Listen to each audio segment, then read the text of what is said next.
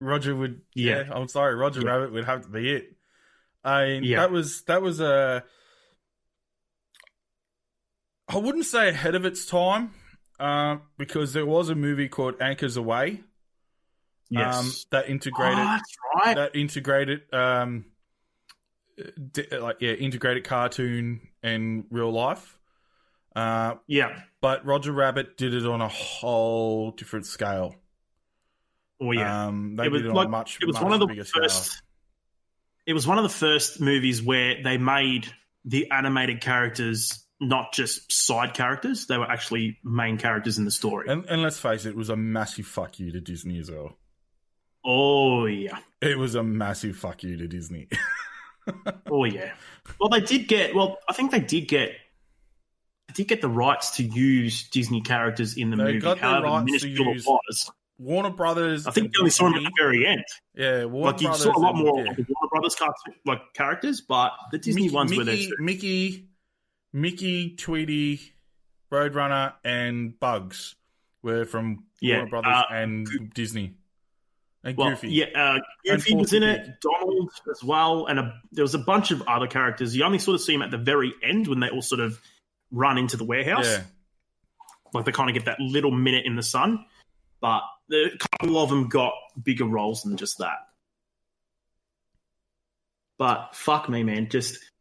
I love the storyline of it. I love the soundtrack. Just that kind of that old school jazzy, like film noir style soundtrack was just. I still love it. It's just, to me, it's just fucking cool. Look, I'm going to give my honourable mentions before I give my last film. So, Saving Private Ryan. Yes. Can't go past that. Fucking masterpiece. Scarface. Yeah. The Goonies. Yeah. Then we've got The Karate Kid. Yep. The Karate Kid. Wait. I've got a sound for that. Give me a second. You're the best around. Nothing's gonna ever keep you down. You're the best around. Nothing's gonna ever keep you down. You're the best. You're the best around. Fucking. Nothing's gonna ever keep you down. No, when you hear that song, you're just like, fucking Danny. You know what's great? Cobra Kai. Yeah, Have you seen the show? I haven't watched all of it, but the episodes I have watched, I'm like, fuck yeah. You watch Cobra Kai, and it totally changes your perception on Karate Kid. Everyone's like, oh, old mate's the villain, Danny was the hero. Then you watch the show and you're like, wait on. Danny was a cunt.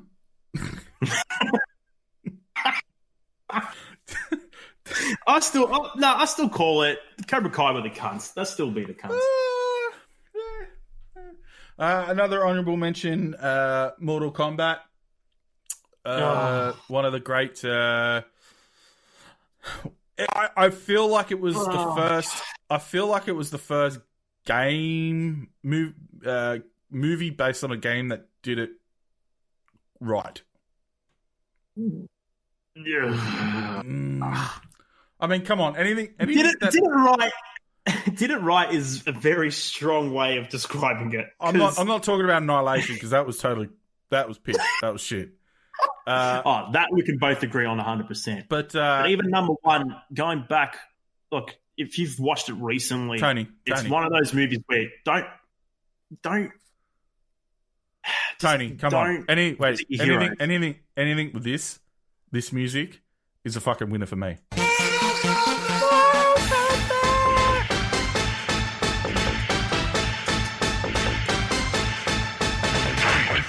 I mean, I remember, like, to set the scene, I remember just sitting in the fucking cinema and the whole title screen with that music coming on. I was like, what was I, 10 or something? And I was like, after playing the games, and I'm like, oh my God, yes! Yeah. Easily one of the best movie title sequences to date. Let's face it, Mortal Kombat, way better than Street Fighter. Oh, that's no question. That is no question. Street Fighter, the movie, was a pile of dog shit. Okay, so in saying that, my last movie on the list is another obscure one, and it's The Wraith. Ooh, I don't think I've seen that one. Charlie Sheen's in it. So this is another 80s movie you're going to have a watch, and I dare say you will come back to me and say, thank you fucking much. So essentially what it's about is that this guy, him and his girlfriend are caught by this gang, tortured, and he's murdered. And years go by, and he comes back as a wraith, pretty much a fucking guy who can turn into a murderous car. No, it's not as bad as you think. And he races this gang who are like all got their cars and everything like that, and he races these guys and ends up killing them one by one. And Charlie Sheen's in it. It's fucking way better than you think it is. You got to go back in with that. You got to go in the mindset of it's an 80s movie.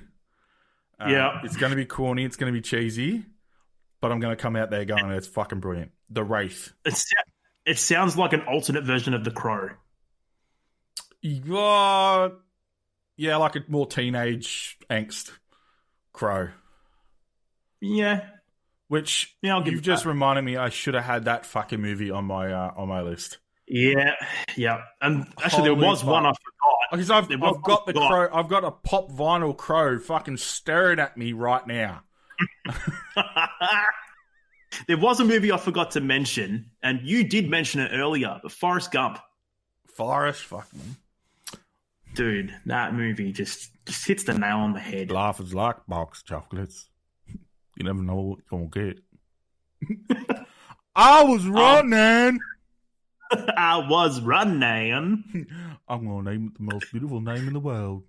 Jenny. Jenny. Mama always said you could tell where somebody's been just by looking at their shoes. I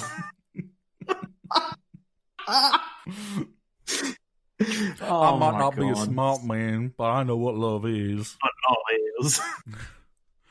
So many fucking amazing lines from that movie. So fucking good. I love but it. Lieutenant Dan, you ain't got no legs. You ain't got no legs, Lieutenant Dan. I know, Forrest. Hey, Lieutenant Dan, I got ice cream. Oh, that's great. I love when he's meeting the president. I got to pee. I gotta pay. I gotta pee. Oh my fucking god. Oh shit. You know what shits me about that movie though? She wanted nothing to fucking do with him. Until she learnt she was dying, and then she was like, might as well fucking get him around. That pisses me off, Jenny. Oh yeah. Like, she's definitely going to go down in one of the biggest bitches in cinema history. Man, she played him like a fool. Bad. All right, so that's the movie side done. Which I enjoyed that. That was quite fun. Yeah, dude. Oh yeah. Let's get into the albums, the music albums that changed your life, or just give orgasms to your inner ear. Let's go, mate. Let's have your first one. We haven't collided yet. Yet. And I feel I feel we may not collide here. I mean, it's weird because you and me have similar music interests. Yeah.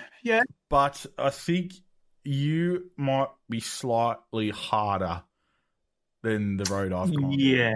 With some of the choices there will be.